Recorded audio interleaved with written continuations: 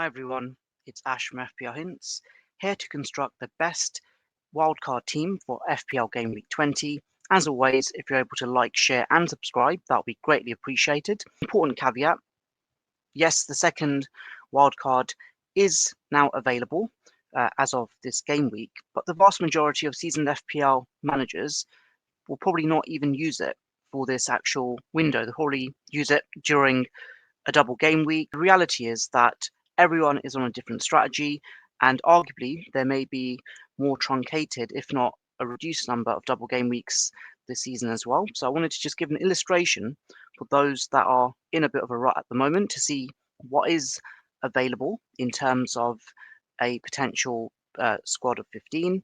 We'll have a quick look at the table as things stand, as well as upcoming fixtures to influence our picks. So without further ado, let's get straight into it and look at constructing this draft. So table, first of all, Liverpool are clearly the runaway leaders of the Premier League as it stands. And with that game in hand, if they win it against Everton, they'll effectively have a 9-point buffer.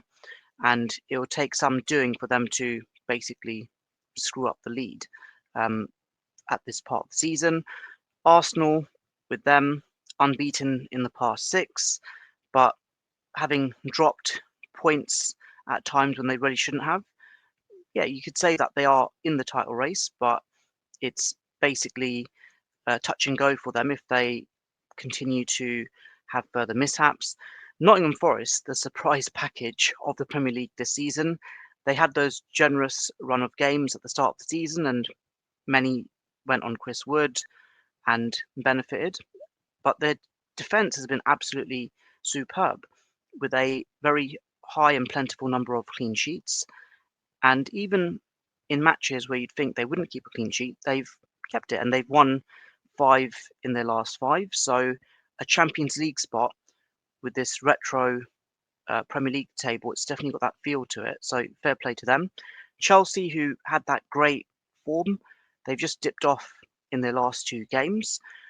But with the attacking prowess, it's still there for them. But defensively, they haven't been great, despite what Maresca did, albeit with Leicester last season in the Championship. And you've got Newcastle, 4 wins in the last 4, up to 5th now, so potentially vying for a Champions League spot as well if Chelsea and Forest hit the buffers. And you've got City, who have just had a dire season, to say the least, not scoring enough goals, conceding too many goals, and they've just got that 1 win in their past 5.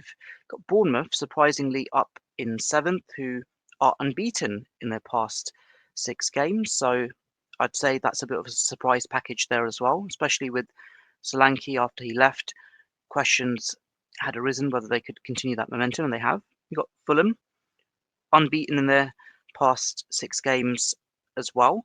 So, just going along happily. And you got Villa down in 9th. Bit of a dip after their heroics last season and doing really well in the Champions League this season. Of course, you'd expect a dip for teams in that situation. So, yeah, probably think fairly par for them. Still in the top 10. You've got Brighton, who haven't won in their past 6.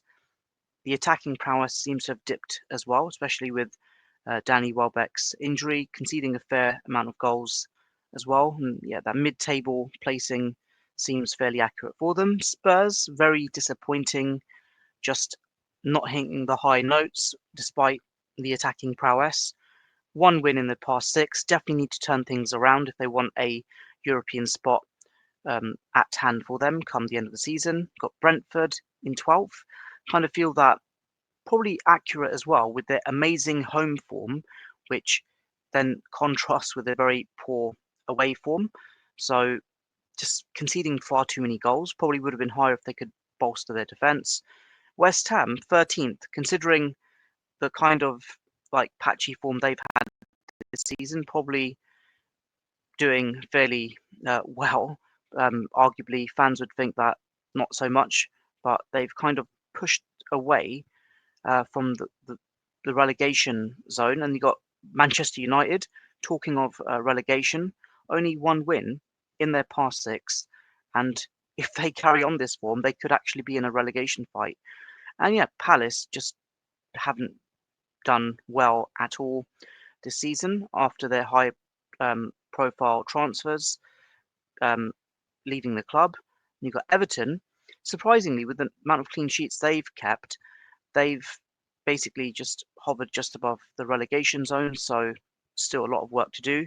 You got Wolves, despite the attacking prowess, just conceding far too many goals, 1 point above the relegation zone. And you got the likes of Ipswich, bit of form now with 2 wins in the last 4, and then Leicester with Ruud van Nistelrooy, just 4 defeats in their last 4, and then Southampton, stone bottom last, albeit haven't won any matches in their past 6 games.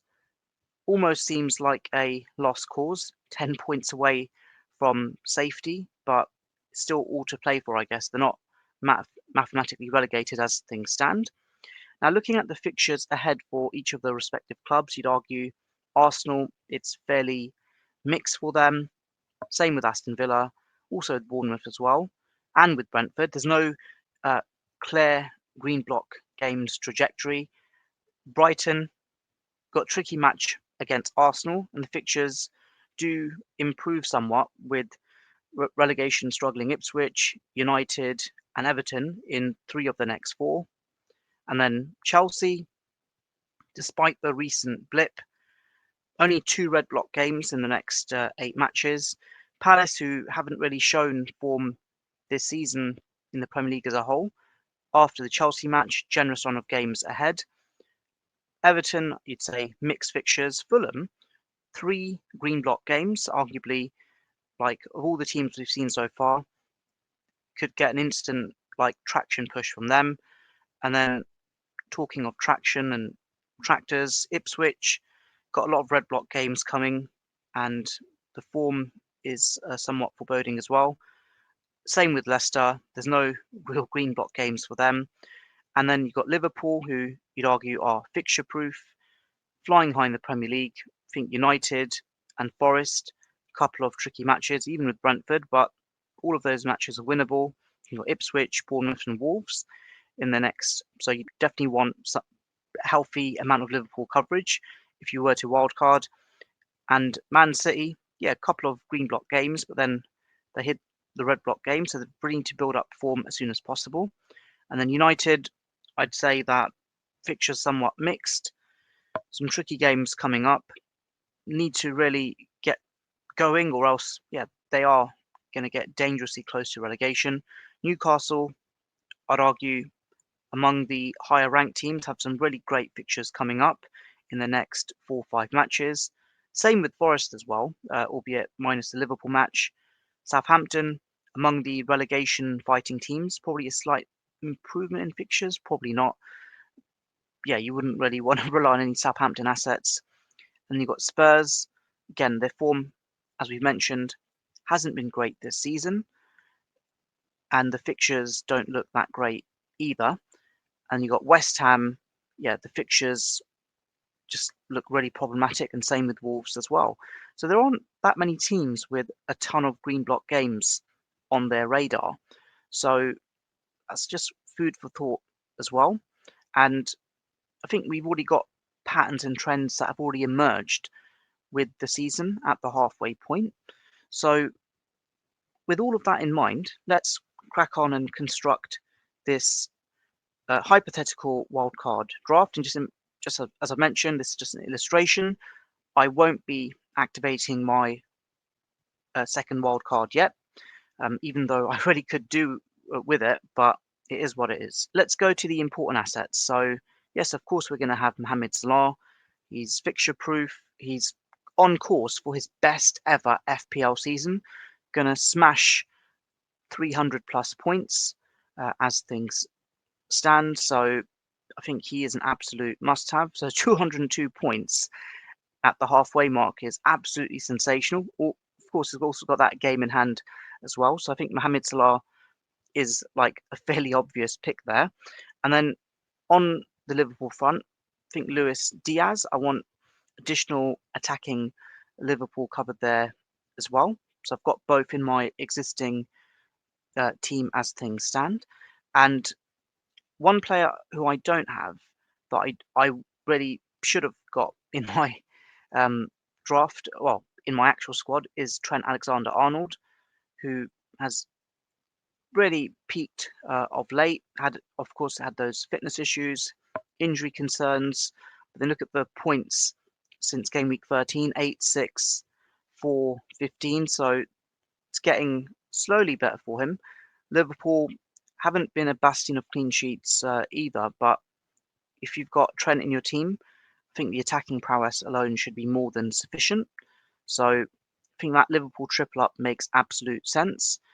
Talking of triple ups, another triple up I'm going to factor in is for Newcastle United. So get Alexander Isak in, best performing forward.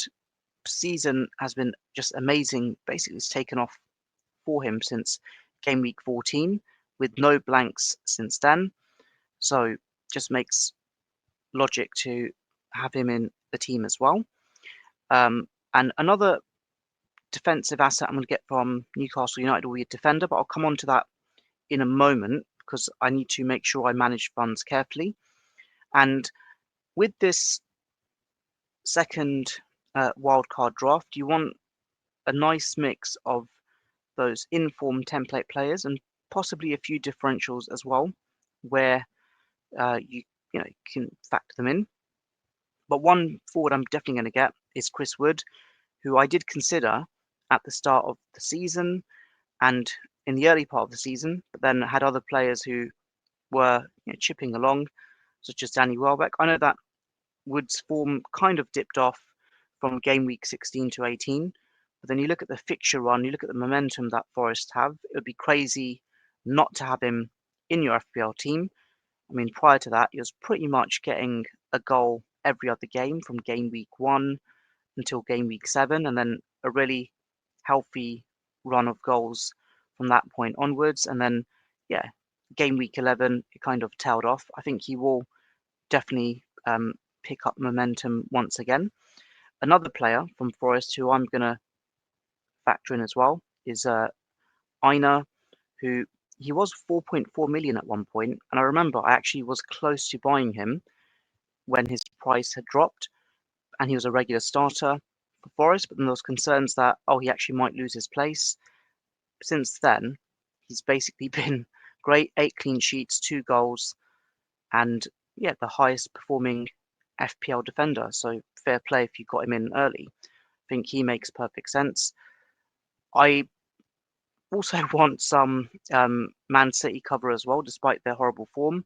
I won't be getting a attacking Man City asset with this hypothetical second wildcard draft, but with Lewis, more or less guaranteed minutes, considering the injury issues that City have and just availability of players. Bit of an out of position potential as well. Ideally with him, sub 1, third, fourth defender, just makes sense to get him at that price point. But again, you're not really relying on him, but it's just worth having at least one City player there. You could make a case that there are other players in that price bracket that are worth considering as well. But as you'll see, I think funds-wise, I might be somewhat squeezed. So the next player for me will be Cole Palmer. I know Chelsea's form and his form has been a bit patchy of late. Only 1 goal in his past 4 games. But then I did mention that fixture run. You can more or less score in pretty much all of these next 5 or 6 games. So definitely worth retaining him if you've got him, or getting him in if you haven't. So I think all of those players make sense so far. Another player who I have in my existing squad, who I'd recommend, Morgan Rogers. He's been the perfect sub 1 fifth midfielder in FPL this season.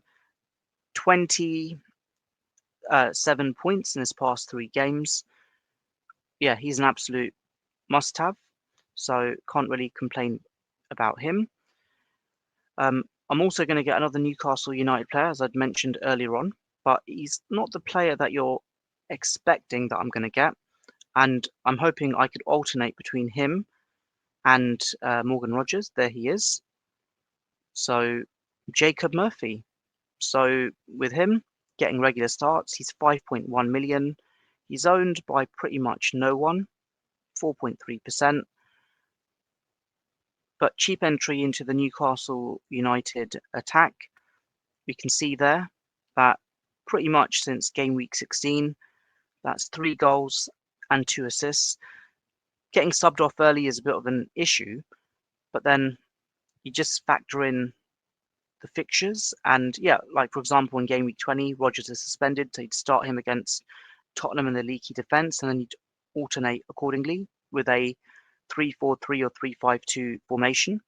So just worth factoring in. Is it weakening the team having 2 5-point somethings in midfield? I don't think it is when you see the remaining 3 players in this FPL draft.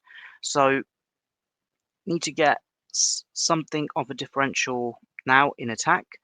So you look at the trending players for game week 20. I just bring this up. So Wooden Isak we've already got in this draft. Gakpo could be an option as well, but yeah, minutes are an issue. I've already got one player in attack who's got managed minutes. Reluctant to get him in. You've got Raul, could be an option as well, but his form can be patchy at times, despite this being a better season for him than recent seasons. Generous run of wing block games as well. And you've got Watkins, who my budget can't extend to. Recently rediscovered form, but it's actually Gabriel Jesus. He's owned by 7.5%. Saka is injured until Feb. You'd expect him to get regular starts as part of being an important focal point of the Arsenal attack during Saka's absence.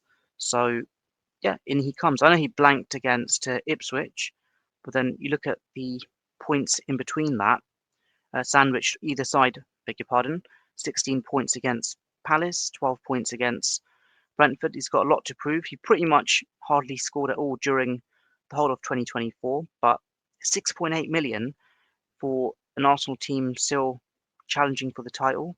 I think that makes good sense to me. That leaves us with 4 players to pick now in this wildcard draft. So I did mention Fulham, and one player that really comes to mind when Fulham haven't been keeping clean sheets, he's certainly been picking up attacking returns. Anthony Robinson, cheap budget player, 7 assists, and they've had 3 clean sheets. But yeah, it's just a no-nonsense, no-look pick. So get him in to the second wildcard draft. That leaves me with 14.4 million with the remaining 3 spots. So Hall was the other player that I really wanted to get in for defensive Newcastle cover. You can see there's pardon my pun, 2 big hauls in his past 4 games. Hasn't blanked in the past 4. I would want to get him in, but then I have to cheapen Robinson or Aina potentially, which I could do. I mean, I could switch out Aina, get in Milenkovic, and then get Hall in. But a player who I can get, there he is, Dan Burn, the ever-reliable Dan Burn for Newcastle United to complete the unorthodox triple up for Newcastle United. Again, regular starts, hasn't blanked in the past 4. So in he comes in this draft, leaves me with 10 million for my remaining budget. David Raya will be in there as well. I need defensive Arsenal cover. And yeah, of course, you got Gabriel, got Saliba, Timber. I think David Raya, just cheap and cheerful at 5.6 million. So yeah, no complaints there. And then lastly, that leaves me with one final goalkeeper slot. So I've got a couple of options here, like sells. If I wanted to get sells in, I could then have to downsize Aina, which I don't want to do. So 4.4 million, if I just go further down, all the way down, you've got Ramsdale, who I could get, but then am I going to honestly start Ramsdale when I've got David Raya? Not at all. So I want a goalkeeper who will be starting, but is as cheap as possible in this backup option for this second wildcard draft illustration. Of course, you got Dubravka, but he's only going to be there for a short period of time, so won't be getting him in.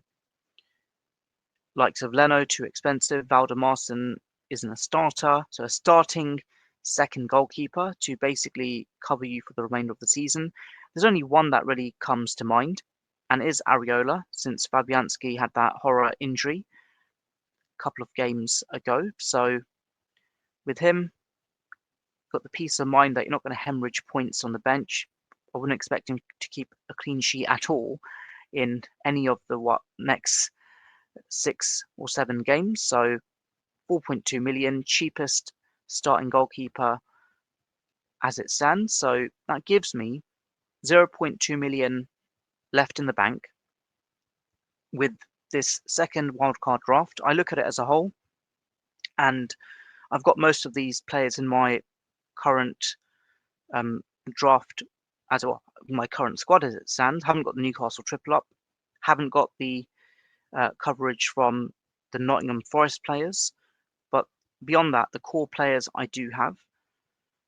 And if I was to do a mini SWOT analysis of this squad as well, I'd say that, goalkeeping wise, that's a no-look goalkeeping ensemble for the remainder of the season. If I really didn't want to change my goalkeepers, or albeit double game weeks perhaps, then fair enough.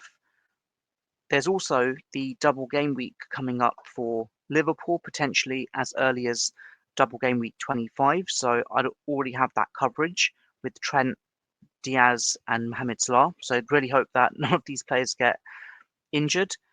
And then Jesus, I think he's good, hopefully until mid-Feb. And even if Saka does return, if Jesus is in sensational form, he may very well keep a starting berth at the expense of another Arsenal attacker, but might be hard push when you've got the likes of Havertz, Martinelli, also like pushing for one of those berths alongside Saka. You've got Odegaard as well. So with Wood, just no look pick. Isak proving to be fixture proof, so triple Newcastle. Yes, I could have gone for, let's say, Hall, Gordon, and Isak, but then I'd have to downsize Jesus, or I have to downsize like Diaz. Do I want to do that? Probably not at this moment in time. And yeah, defensively, my regular starting players, well, let's just say for game week 20, I'd start Trent, Aina, and I'd start Robinson, but Burn would be a sub 2, Lewis would be a sub 1. So there are the 3 defenders starting there. And then, of course, Palmer, Diaz, Salah, and then Murphy, and then Wood, Jesus, and Isak. And then, yeah, with the return of Rodgers for game week 21, I then dovetail to see, let's see, okay, he's got red block game. Wouldn't start him in 22, and also red block game in 26. You look at Jacob Murphy in 22 and 26. Who has he got? So Bournemouth and Forest. So you could just mix accordingly. So with this draft, I've made it with a view that, yeah, there might be a potential double game week 25 for Liverpool and Everton, but then I haven't got any Everton cover. I don't want to really go heavy on Everton players right now. The plan would be that with this squad, that I could basically roll transfers, that these are more or less template players. Now, if Haaland comes to the fore again, then of course I'd need to sell some of these players. I think Palmer could make way if his form doesn't continue to improve. So with this team for the most part. I just wouldn't want to fiddle with the goalkeepers for the remainder of the season if I don't have any more wildcards after this. But of course, in my case, I won't be activating it, but it's just built with that long-term view in mind.